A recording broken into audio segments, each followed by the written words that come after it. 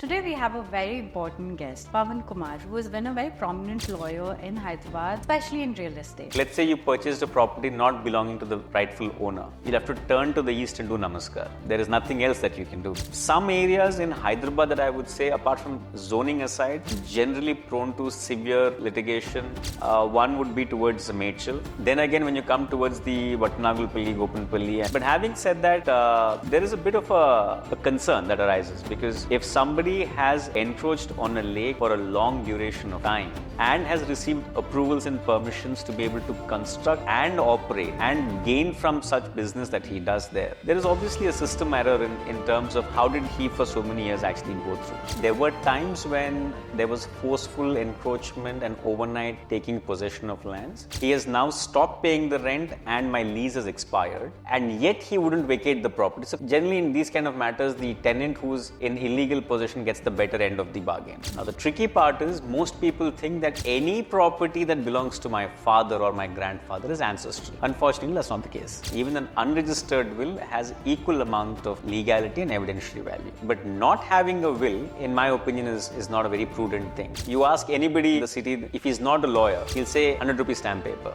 There is no such thing as a standard 100 rupee stamp paper. Lawyers are not here as a post-mortem. You need to bring lawyers in as a preventive measure. What would be your top 5 suggestions? The fourth would be that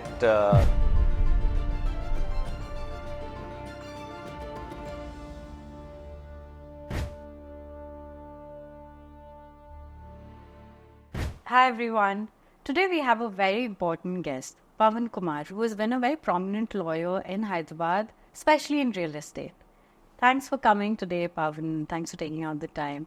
Could you give us a little bit about, what you've done and how did you get into it and how your journey has been? So law has been a fantastic experience personally for me.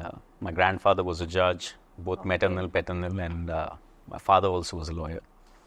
So I think it's something that came very natural to me, but it was never my first choice. But nevertheless, I wanted to be in the armed forces, and I very proudly always say that I tried and I never qualified. So, I still have the highest regard and respect for them. And I think I became a lawyer. I'm from Nalsa, the first batch. And it's been 20 years now that I'm in the profession, and I really love what I do. Do you enjoy the whole chaos?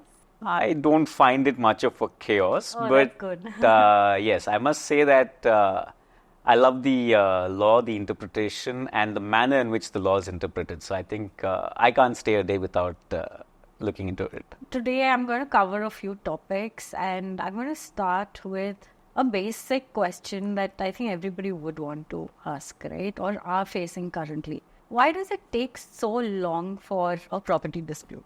Well, I think it's not just in India that it takes long. It's a global practice that the courts will have to evaluate evidence and look into every piece of information that each of the parties is filing. So therefore, already the courts are burdened with their own quantum of cases. Now, within that schedule and calendar that they have, there is your particular matter that needs to be scheduled, looked into, evidence has to be led, and then the arguments. So personally, when actually clients come and ask me how long will a case take, there are two ways of looking at it. One is the duration that it stays in the court before you get an outcome versus the effective duration it takes for the case to be presented and argued. Okay. Now, say about 8 to 10 hearings, if not about 15 to 18 hearings is when your case is pretty much done and dusted in terms of a final outcome. Okay. But to get to these 10, 15 hearings, it takes about 3 to 4 years.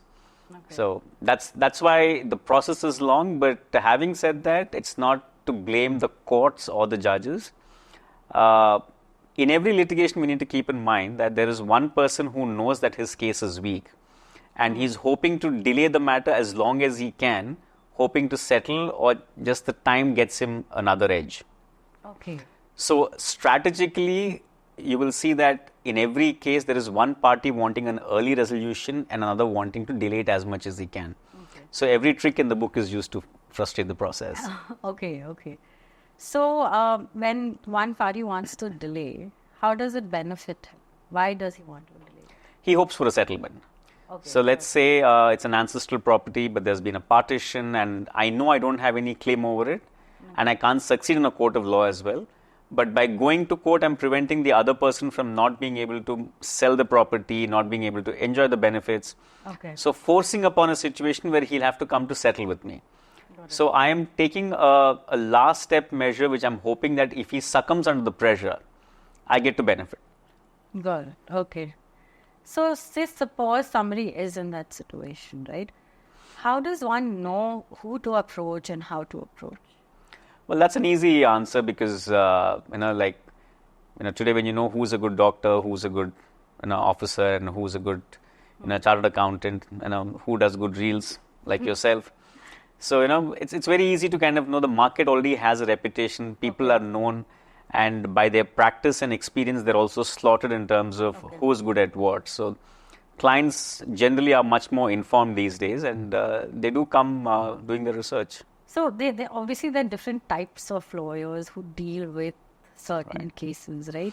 So one should be aware of who to go to for that particular type of issue, right? So that like how we do for doctors, right? So that's what you're saying. Absolutely. Yeah.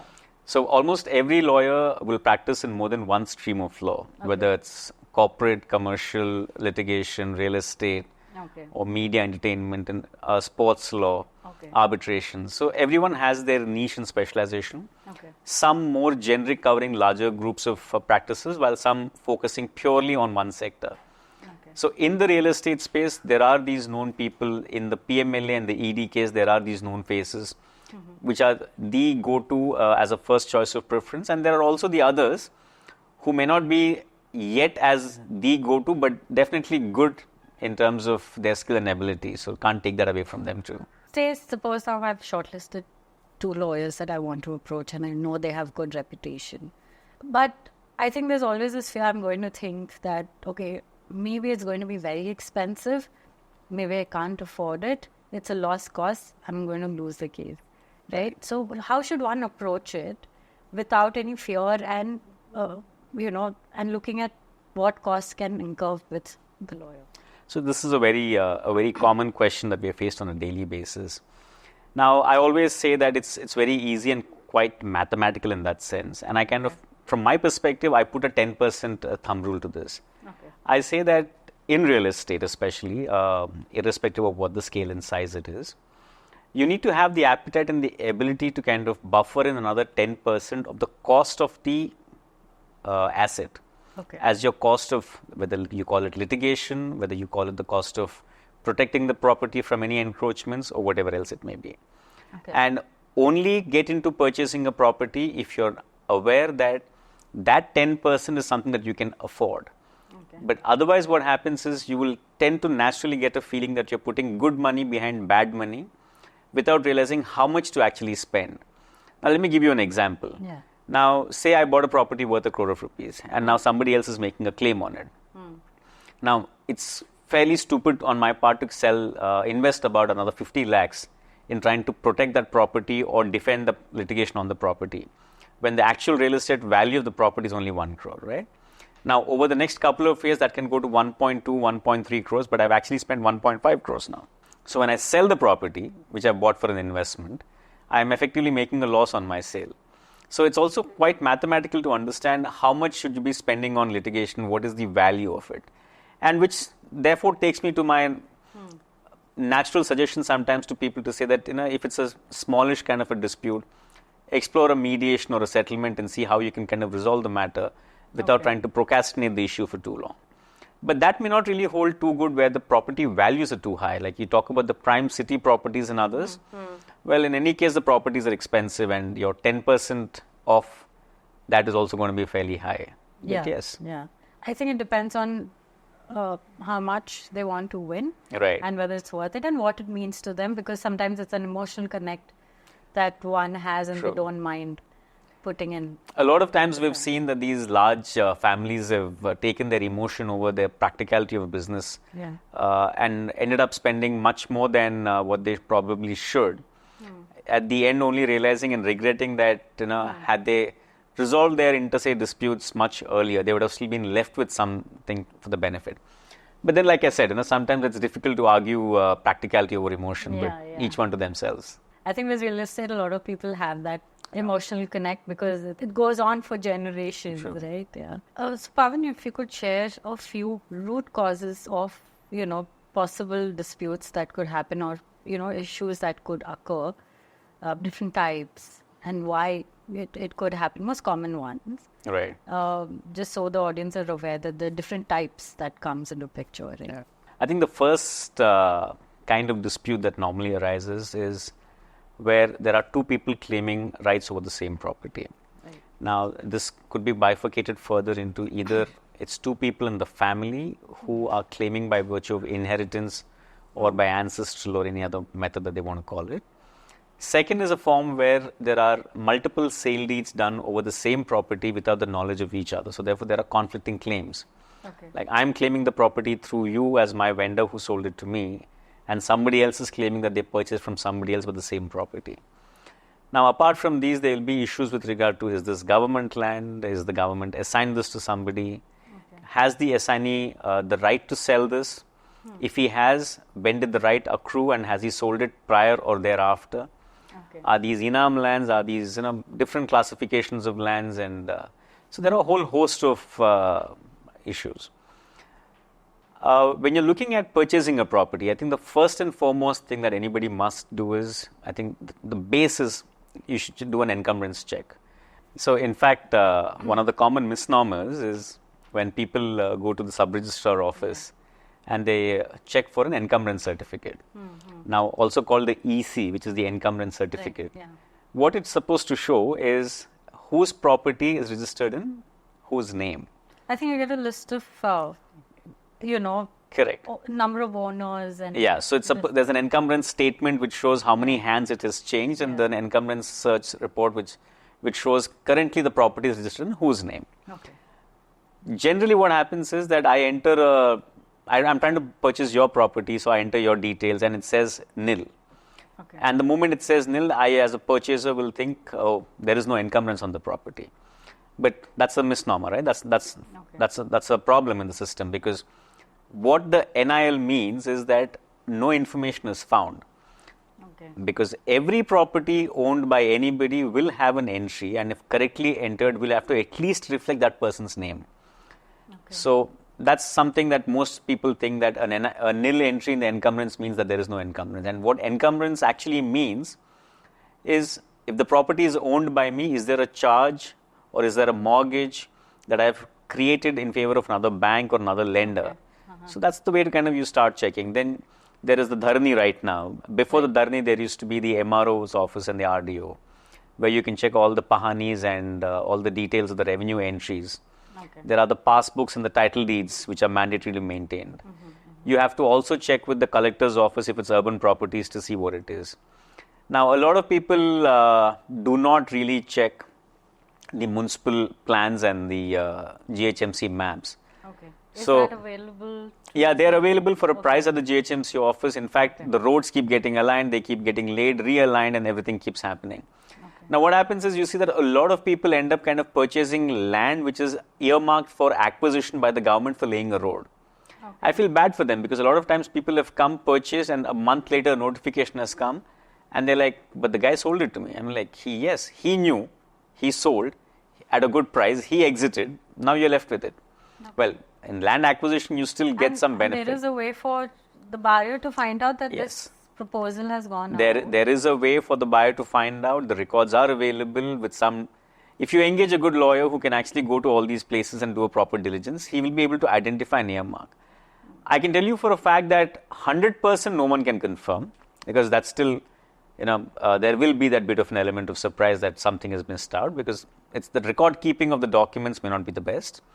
But at least say about 95% of the times, a good lawyer will do a very good research on this whole issue and give you a very clean report on the property. So you say that it's always better to put in that extra money to find out if this property is clean and ready to buy. Absolutely. So you don't face anything later. Yeah, in fact, just to continue on that aspect, now what happened is with the RERA coming into force, RERA has actually made it much more easier for small buyers. So people who are buying projects in the RERA approved projects, like apartments or villas, there is already a requirement for the builder or the developer to submit a title report with the RERA authority, and that authority confirms it. And if that report is wrong or the builder doesn't deliver on time, all these consequences are already built in. Right. So for the smaller builders, for the smaller customers you buy apartments, after RERA has come, it's made their life much more simpler, easier, and also they've taken away in many, many ways, I'll say, the need for them to go to another lawyer to verify, because you can just go on the RERA website, check the details, and pretty much I'd say you're good to go. Okay, so RERA has done what we would have done before Absolutely, RERA. absolutely. Okay. So just jumping into another new topic that's come in is illegal construction of, lake encroachments and all of that. What are your thoughts on that? So the mixed thoughts, actually, in the sense, definitely if you encroach not only on a lake, if you encroached on anything for that matter, right? It's an offense, it's an illegality, Right. which is why it says encroachment is a punishable offense and it's called illegal encroachment, right? Yeah. There is no legality to the encroachment per se. But having said that, there is a bit of a concern that arises, because if somebody has encroached on a lake for a long duration of time and has received approvals and permissions to be able to construct and operate and gain from such business that he does there, there is obviously a system error in terms of how did he for so many years actually go through.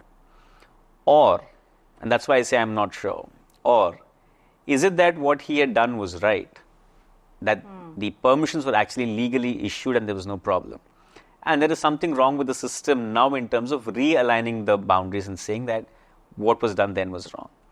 Now, if I was to break it down much more simpler and easier, it's like this. Now, let's say in my office, if I issued an opinion, 10 years later, in my absence, if somebody else takes up my role, he cannot then come and say that my opinion was wrong.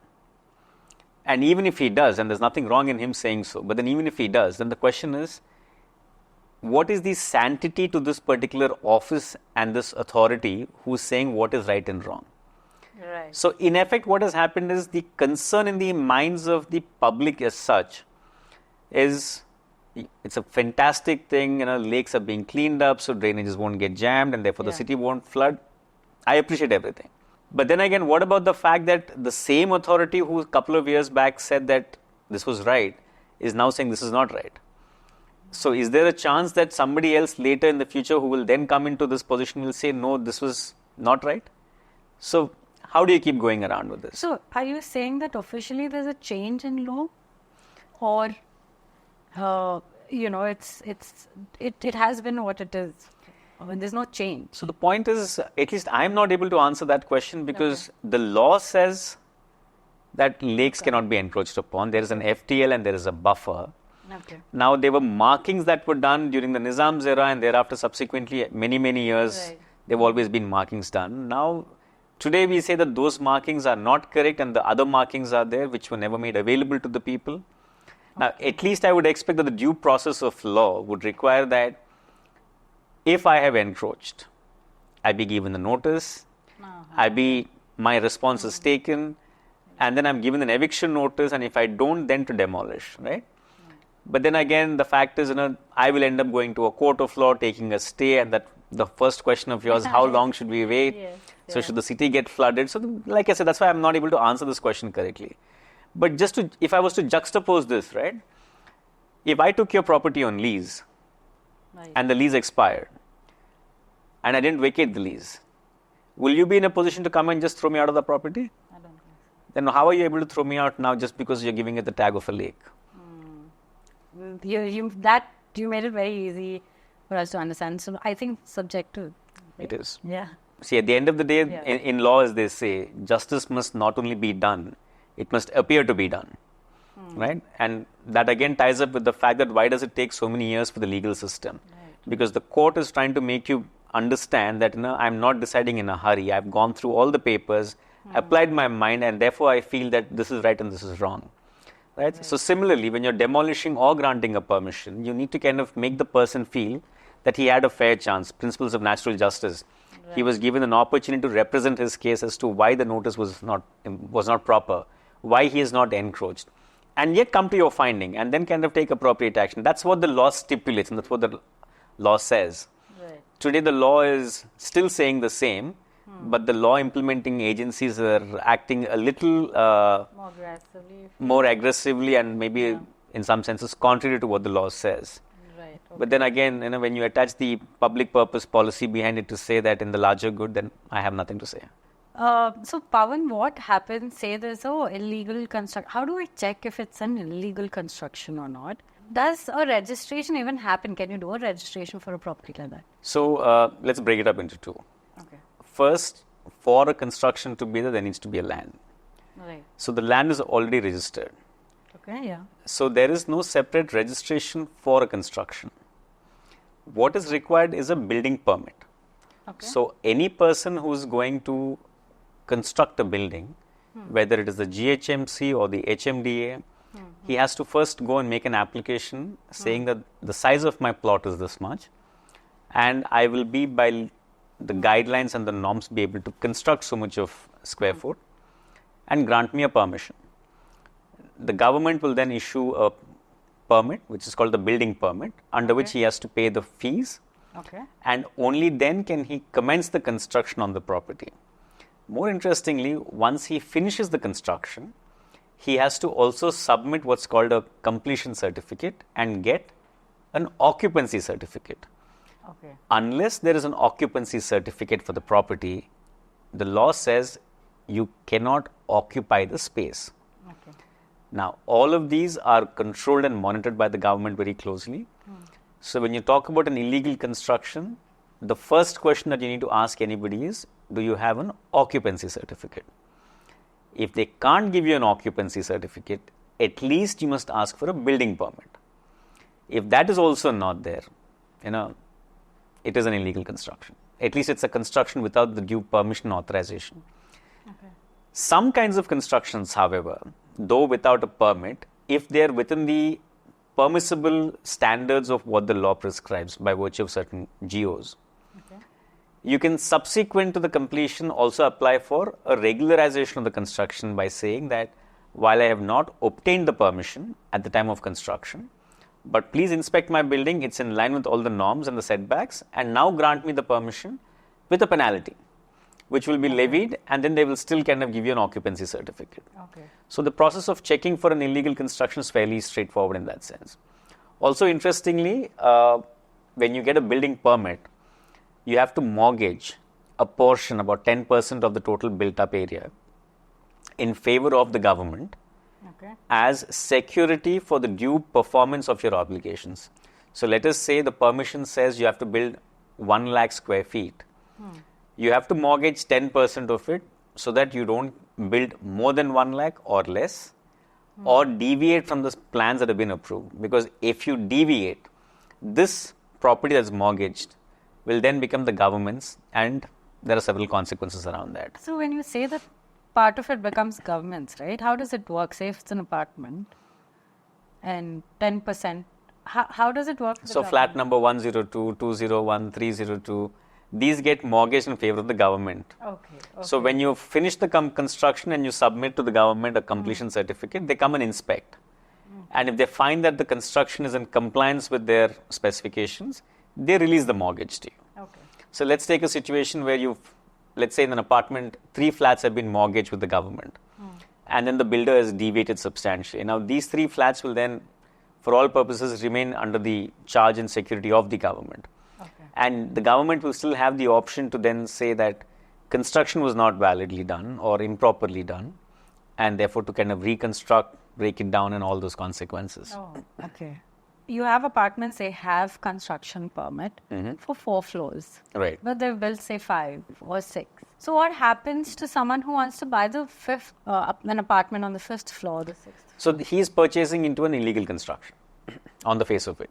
So, a lot of people have in the past purchased these with the hope that there will be what's called the building penalization scheme. So, I'm sure you're fairly familiar with the concept of BPS and LRS. LRS is the layout regularization scheme. So, if a person has made a layout without getting the permission, the government in retrospect will say that notwithstanding you didn't take the permission earlier, now if you pay the fees along with certain costs and others, I am willing to regularize it, right? Similarly, a BPS. So LRS is for land, BPS is for a building. It's called the Building Penalization Scheme. So people buy with the hope that a scheme will come, they'll make an application and then that will get regularized. But on the face of it, it's an illegal construction. Got it. In fact, I must tell you that some of the judges of the High Court of Telangana have in the past been very critical of these BPS kind of schemes. And they've said that this is a scheme which technically permits you to commit an illegality and have it regularized. So suppose I buy a property unknowingly, I buy a property, okay, I've not looked into the permission, but later I find out there's something wrong with it. What should I do? So it depends on what is the issue on the property, right? Okay. Now, let us say it's a case of construction without a permission, but the construction is as per the norms, you can always file for regularization. Okay. Let us say it's a Gram Panchayat layout which technically shouldn't be an HMDA or a JHMC. Okay. You can still probably file for a regularization. Okay. Now, but let's say you purchased a property not belonging to the rightful owner. Now, like my professor in law used to say, you'll have to turn to the east and do namaskar. There is nothing else that you can do because you've bought somebody else's property without him having a title. So like I said, depending on the nature of the issue, it can be resolved. But then if you see in a lot of property disputes, it's the unknowing innocent buyers, bona fide purchasers who've been cheated, are the ones who then end up going to court and filing cases, claiming the property ownership, knowing very well that they bought it from the wrong owner, hoping that they can somehow salvage and kind of make good their wrongful investment. Yeah, like someone who could buy it in a pre-launch phase and all of that. So is there, I'm just curious to know, is there any specific zones that are prone to disputes or, all of these things that could happen? So almost the entire city is classified into different zones. The most common being residential, commercial. Yeah. Then there are multi-use zones. Yeah. But then again, in these places, it's not that residential means only homes. As per the GHMC standards, in a residential zone, apart from houses and apartments and villas, you can also have dispensaries and other kinds of facilities, right? So schools and others come within that classification. Okay. Then there are zones such as the bioconservation zone, which is the more popularly called the Geo 111, and then there are these other kinds of classifications like a high rise and others where near the airport. It's very important that you must understand what is your purpose of purchase. Are you buying this to build a house and live there? Then be sure which zone you're buying into. Okay. If you're buying land for a commercial, retail, multi-use, residential or whatever else, then the zoning is important. You can't buy into a zone which doesn't permit the nature of your activity and then hope to do that activity there. Okay. So like in a residential building, you can't have an office. Even the residents will not permit it. Right? Okay. Similarly, in a residential area, you cannot have a commercial building unless it gets re-notified or classified as commercial. Okay. Now, some areas in Hyderabad that I would say, apart from zoning aside, which are generally prone to severe litigation, one would be towards Mechal. Strangely, there is a record maintenance issue there. There are two records maintained by the government which are overlapping with each other, and there is a lot of confusion with regard to confirming a title in that area. Okay. Then again, when you come towards the Vattanagulpalli, Gopanpalli, and then towards the Shankarpalli and other places, historically these have been agricultural lands. So therefore, you have these families who generationally kind of own these properties.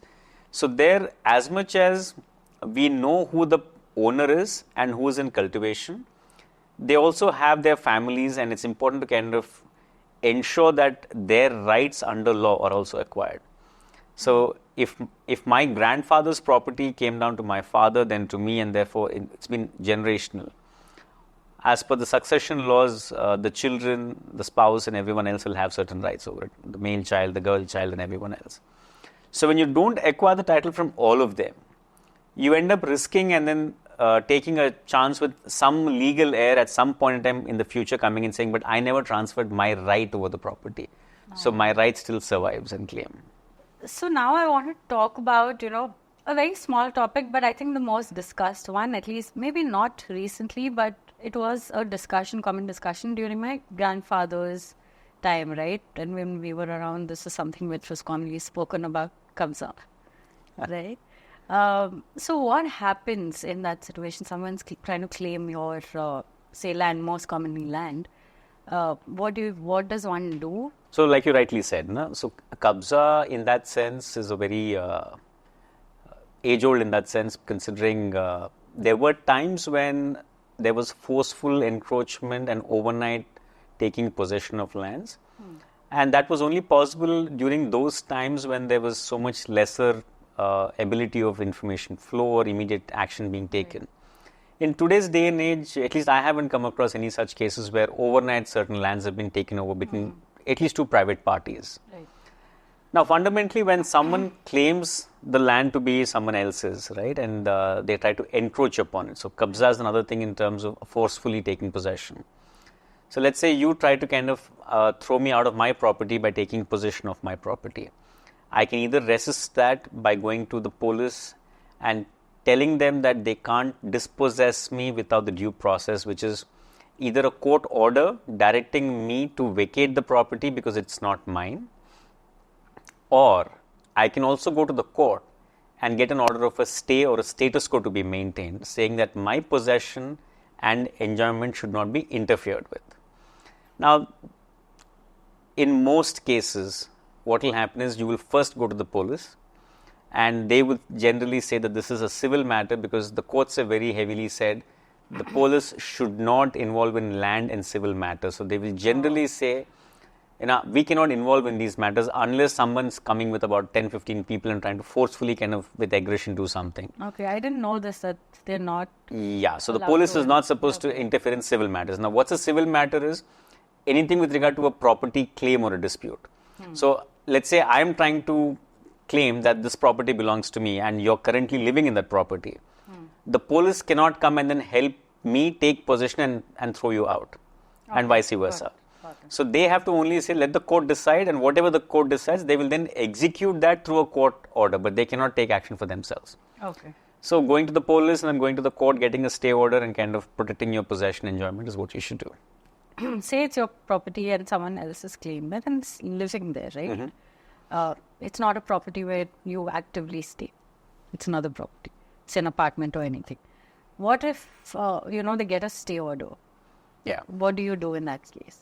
So let's say in the case of an apartment, most likely such kind of a kabza will be in the form of where a tenancy or a lease has expired and the tenant has not vacated. Yeah. So he's technically in illegal possession and enjoyment of my property. Yeah. So I am required to then go and file what's called an eviction suit. I have to get him legally evicted. So I can't take the help of the police and get him thrown out. So I have to then go to the court and tell the court that that's my property, which he admits to. He has been paying me rent for the last so many years or months. He has now stopped paying the rent and my lease has expired. And yet he wouldn't vacate the property. So kindly throw him out. Okay. And then the court will look into this and kind of eventually pass an order for him to get out. So is there a protection law that applies to the people staying in the house, in your house? So that's how they're able to get the protection. So because what happens is, it's not a case where the court will overnight say, no, you have to vacate the property. Okay. So the court will take another 1.5 to 2 years, if not more. So for that period of time, they're living in the property, not paying me the rent. But if I'm smart enough, I will make an application for the rent to be deposited in the court, which they're very, very comfortable to do. Because for them, the issue is they want to continue to live there and they're okay to pay the rent, but I don't want them to continue and I want my property back. But now because the law is skewed against me that I have to go to court to get him thrown out, he can still pay the rent into the court until the time the court decides finally saying that you have to vacate. So he generally in these kind of matters, the tenant who's in illegal possession gets the better end of the bargain. Right. I mean, that's what it seems like. Okay. So now I'm going to jump to a topic that I think currently I am facing in some ways, right? So say the original owner of the property, say if it's my great-grandfather, what happens when he expires? Of course, there's a chain of, the family that goes down in generations. I'm probably the third, right? Third or fourth. So how does that work? Say there's no will. Right. So it is a very clear demarcation. Now there are two concepts. One is ancestral property. One is self-acquired property. Now, to the extent of a self-acquired property, what happens is that you decide if you want to bequeath that property to any of your children or anybody else for that matter, because it's your absolute prerogative that you can give your property to anybody you want. Your children are not taking good care of you, you want to give it to your trust, you want to give it to a temple, the law won't stop you. In fact, the law will kind of ratify the action and kind of give you the protection. Okay. So that's one side, which is through a will. Now, let's say self-acquired property, but you've demised without writing a will. Yeah. Now, what happens is that there's a whole concept of succession and a class 1, class 2, class 3 legal heirs. I can go into that in a lot of detail, but just to simplify it, the way it works is, if I demise, then my wife and my children will get an equal share over whatever my property is. Okay. And if any of them has already predeceased, then the remainder of the survivors will get it. But then let's say if I had grandchildren also, then there's a further devolution. There's a whole there's a chart family tree, and there's a whole percentile division that happens out there. Okay. And that same thing happens in the case of ancestral property again. Now, the tricky part is most people think that any property that belongs to my father or my grandfather is ancestral. Unfortunately, that's not the case. Oh. So, okay. Yeah. So, there is a classification for what constitutes even ancestral and that you can make a claim, which is that the property must have been held within the family for 3 generations. Oh, okay. My grandfather, father and me. Okay. Now, after it comes to me is when it becomes ancestral for my children to then say this is a hereditary. So now let's say I have a property somewhere in Andhra or Telangana or whichever part of the country. Now what happens is that if that has been held within the family for that 3 generations and has been actually passed down, then it is. But merely because my father had it or he had kind of passed it on or something else will not. Now within this there are again certain other permutations. Now let's say if from the joint family funds, which is called the HUF, the Hindu Undivided Family, right? If from the joint family funds the money was taken to purchase a property, that can again get classified as property that over which the rest of the family can have a claim over. So which is why when you go to these courts and see, majority, about 80% of the cases are either on the basis that this is HUF property, you purchase from the funds of the joint family, or that these are properties that are ancestral over which I had a right, which I never sold, my father or my brother may have, my sister or my mother may have, but I never consented. And since I haven't, my share in the property still remains. Okay. So that's how the whole inheritance works. So suppose there is a will, right? So is there something called as registered will and non-registered will, and how does that work? What is the importance? So now fundamentally the stamp duty and registration are elements of the state government and their exchequer. Now what it also brings is a lot of sanctity and legality, and in many ways a sense of responsibility in the hands saying that, well, this document is genuine and does exist. Okay. Let's understand the procedure for a moment. Now let's say I write a will, and obviously the will come into force only upon my demise. Now if this will is registered, it means one of 2 things.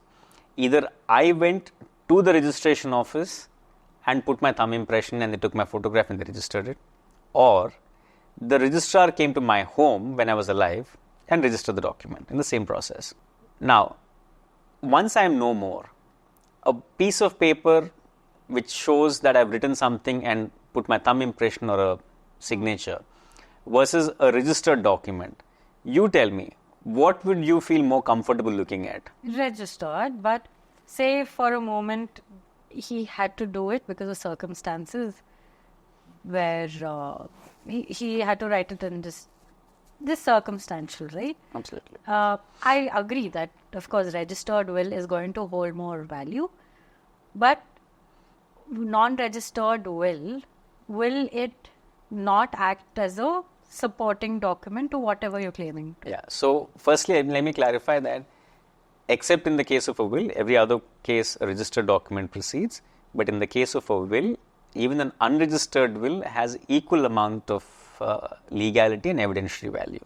Okay. So, when you talk about can it not be not primary evidence but secondary corroborative evidence, it's not even that case. Now, let us say I furnish a copy of my father's unregistered will and say make a claim on the property. It's for my siblings to deny, saying that no, this is not what was written by my father, that's not his signature, or during the time that the will is dated, my father was incapacitated, he was in a hospital, he was out of he didn't have the right frame of mind, he was of unsound mind and he couldn't have done this. So all these factors. So a registered versus an unregistered will have the same amount of legality, but then a registered will face lesser amount of challenges in a court of law when presented versus an unregistered will. That's the only difference. So therefore, I always recommend and I tell people, in fact, even people at the age of 30, 35, 40 who kind of want to now post the whole COVID situation and during COVID, who have written their wills, who will keep revisiting them, it's always a good practice to write a will with the basis of whatever you possess today, have a clause which says whatever I may earn in the future will still kind of go in a particular manner to somebody, and every 2-3 years revisit the will and see what remains, what further gets added and how you want to probably change it. But not having a will, in my opinion, is not a very prudent thing. Okay. Because then that leaves it open for the family to keep squabbling over who gets the right, and that ends up in the court without any clarity. So, at least be responsible towards your own family. Your family. Yeah. So, suppose a person changes his will like 2-3 times, right? Is there a record that it has been revisited a certain times? Because what if you've actually taken the previous copy of it for your benefit? Right. So, good governance and housekeeping would suggest that if it's a registered will, it's anyway superseded by another registered document. But every subsequent document will refer to the earlier document. So, as lawyers, the first sentence we write is that this is a codicil, which is an amendment to the will, like a supplementary or secondary. And we say that I have earlier written a will dated so-and-so, which now shall stand superseded or amended by this will of the current date. Okay. So, if anybody is trying to present an earlier will and say that this was the last will of the person, this document which says otherwise will be able to prove it. Quickly, just coming back to rentals, right? You have rental agreement. Should it be registered or is an agreement without registration also valid? So, in the case of leases, the earlier law was that any lease which is for a period more than 12 months has to be registered. Okay. But that has been amended almost as early as 80s, 90s. So now what the law says is every lease is mandatorily registrable. So even if it's for a 2-month, 3-month, 6-month, whatever else it is. Okay. But then again, if you see it practically, almost about 70-80% of the people don't have a lease registered, because the cost of the registration is normally paid by the tenant, and there is always a belief that the property value versus the tenant and the claim, and that I'm giving it on trust, and therefore they don't do it.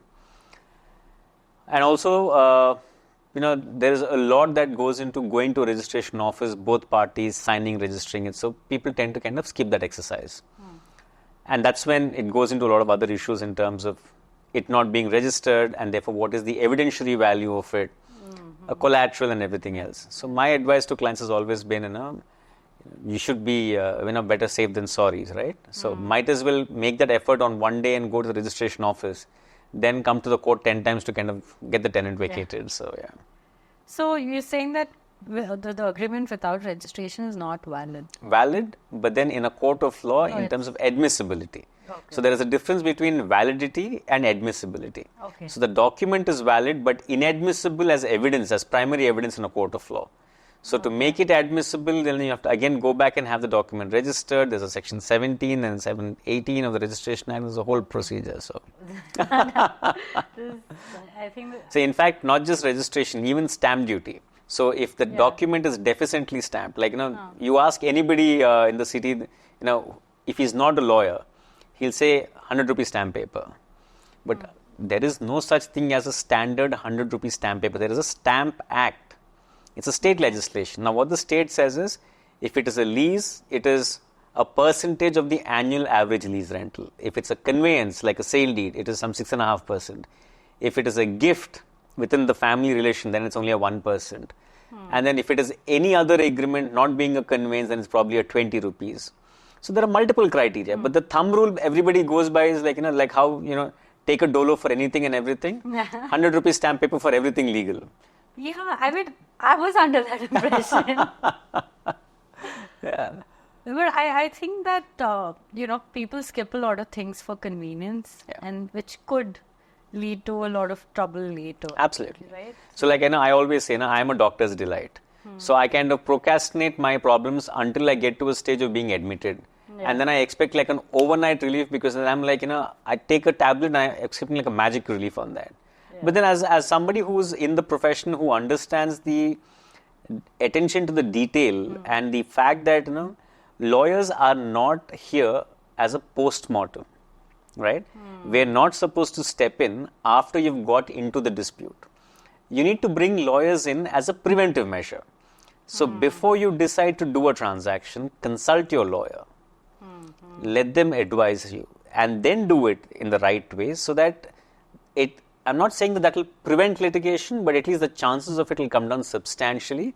Yeah. And even if it ends up in a court of law, the chances of you succeeding will kind of go up tremendously. Right. Until today, I did not look at it that way.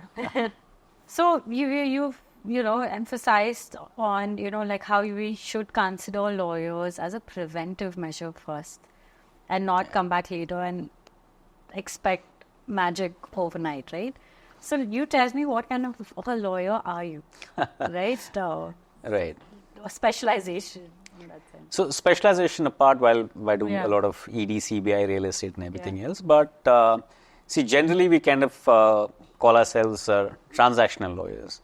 Okay. Now, transactional lawyers are those who are more focused in ensuring that a deal or a transaction or an arrangement that parties want to do is done in the purview of the law in the best manner possible, right? Okay. Now, you have lawyers who come post the transaction, they're called the litigating lawyers. Okay. So they are not necessarily involved in the drafting of this agreement, but they're involved in the arguing on what the agreement says before a court of law. Okay. So if you were to forget the corporate, commercial, real estate and all these lawyers, there are transactional lawyers who were earlier called the corporate lawyers, meaning the ones who sat in the office and drafted agreements, versus the ones who were litigating lawyers who went to court and defended. In today's day and age, what is more important is to be both. And I say that because if you are a litigating lawyer, you're only trying to punch holes into a document and trying to defend without really knowing what was the true intent of how that clause was conceived and what it was meant to achieve. Yeah. You can do a great job at that. I don't have any problem with someone just choosing to be a litigating lawyer. But then, if you are a litigating lawyer, you will any day be better than a transaction lawyer. For the simple reason that now you have the skill and the knowledge of how the document is argued in a court of law, and how the judge will construe each of the clauses to be. If you can bring that skill into the drafting of an agreement for your client, you know that it's backed by enough knowledge and substance in law that in a court of law, this document will succeed. So I am a transaction lawyer. I am known in Hyderabad as a transaction lawyer, and which is why, there are days that I'm in the court and there are days I'm only in the office, and I like it that way. So you also go to the court and argue? I do. Okay. I do. So that means you're preparing your agreement in a way that it should win in the later. Absolutely. Suppose there's a situation. Absolutely. Right. So coming back to that, right? I want to just circle back to RERA. How did RERA affect developers?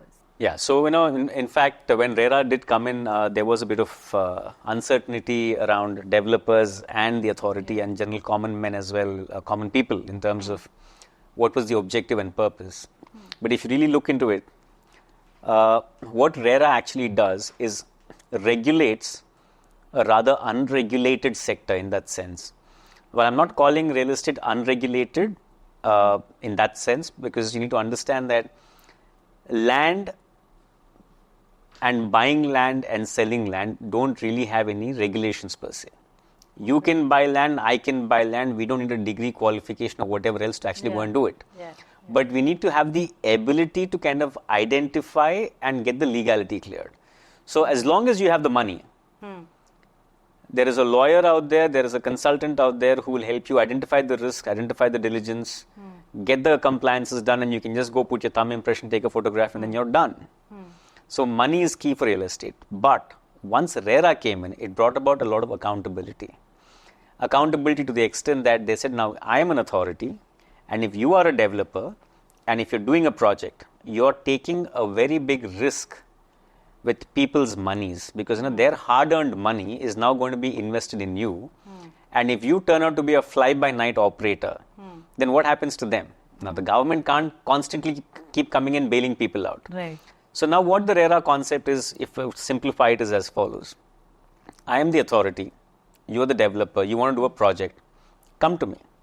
Submit your plans, submit your legal opinions, submit all the details that I need for me to then say, yes, I have verified, and therefore this is a stamp of the government saying that this is approved by me, which is why RERA approved. So when the government says it's RERA approved, for all practical purposes, it is the developer taking a responsibility much higher than what he earlier had. Earlier, if somebody else came up and said that this property is mine and there was a court stay order, the customers were left with no option but to wait until the dispute got resolved.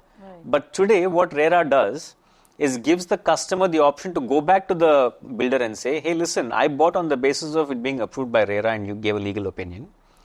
If there is a delay now, I'm not okay to kind of hang on for the rest of my life. Give me my monies back with interest. And if the developer doesn't, the RERA will make sure that he does.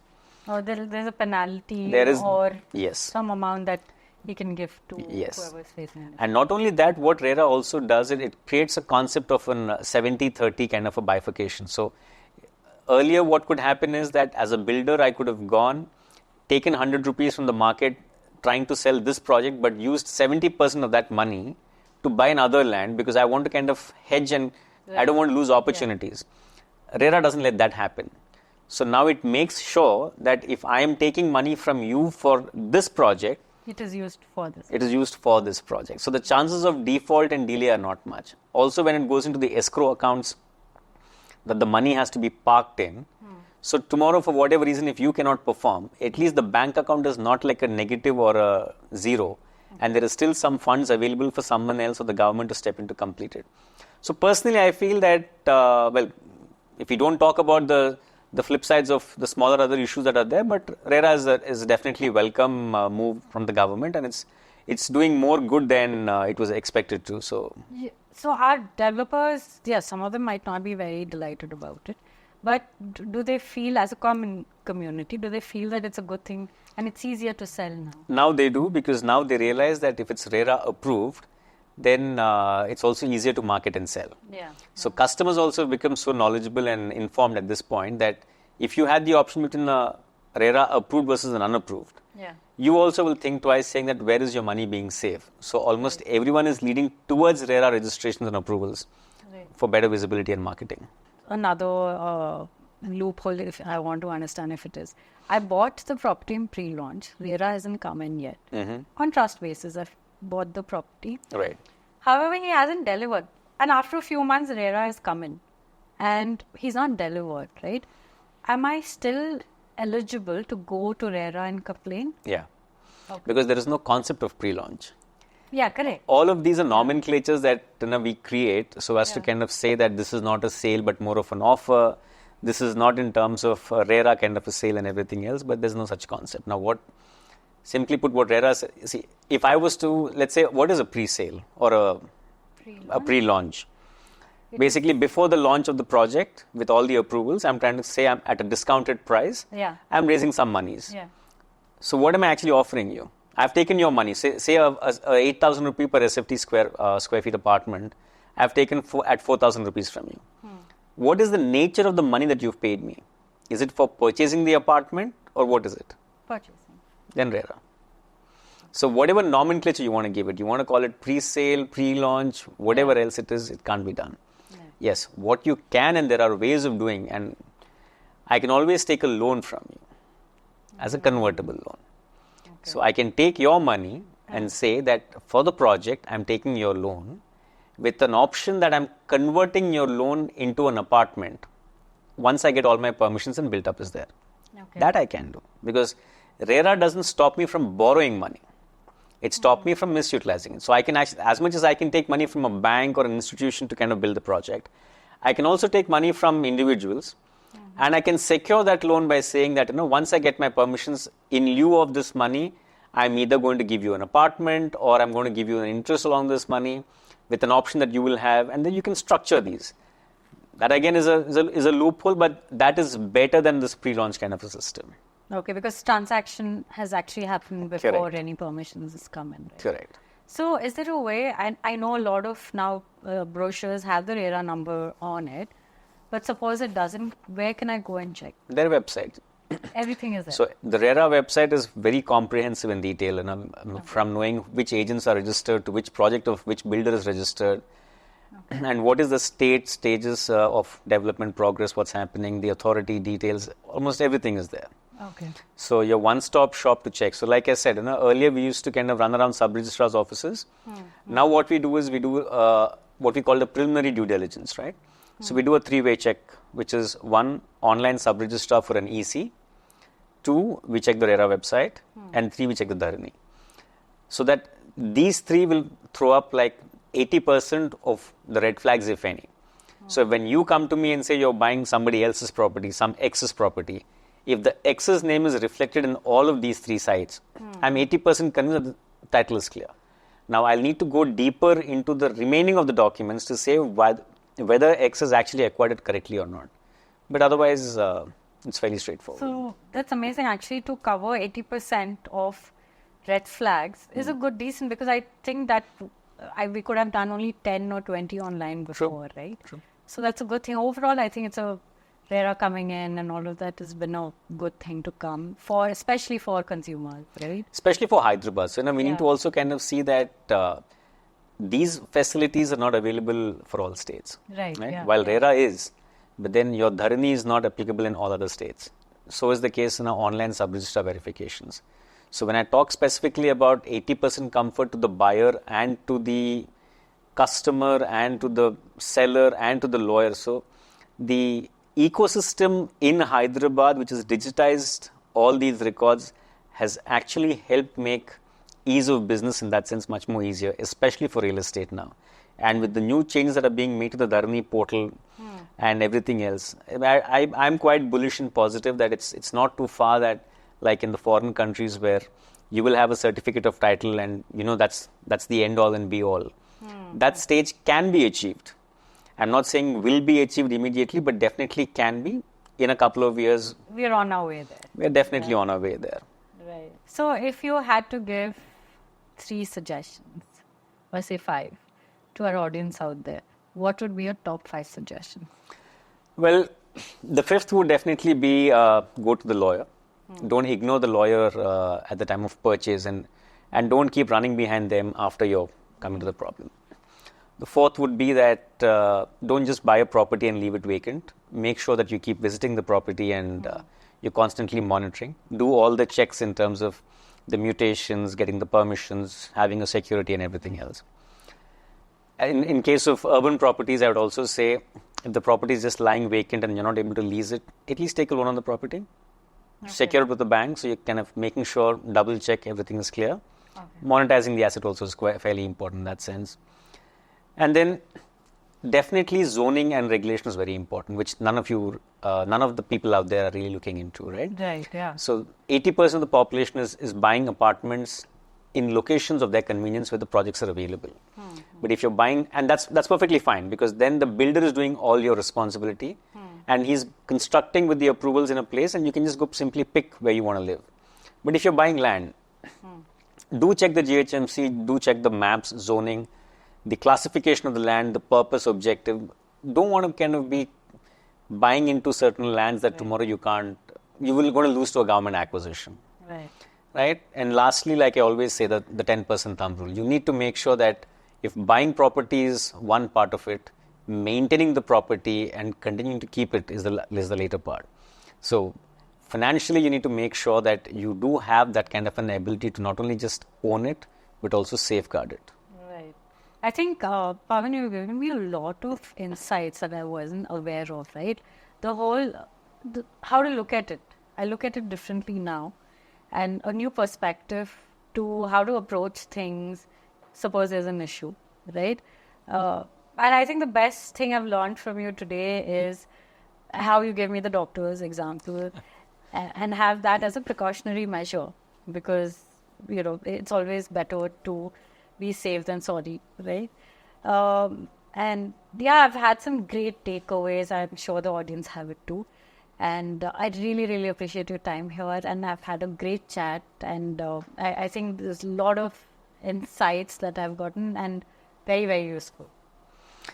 Likewise, we've always wanted to kind of share something beyond just advising our clients. And thank you for this opportunity. And thank you so much. Yeah, I think it helped a lot of audiences out there who are in this situation right now, right? Thank you so much. Thank you.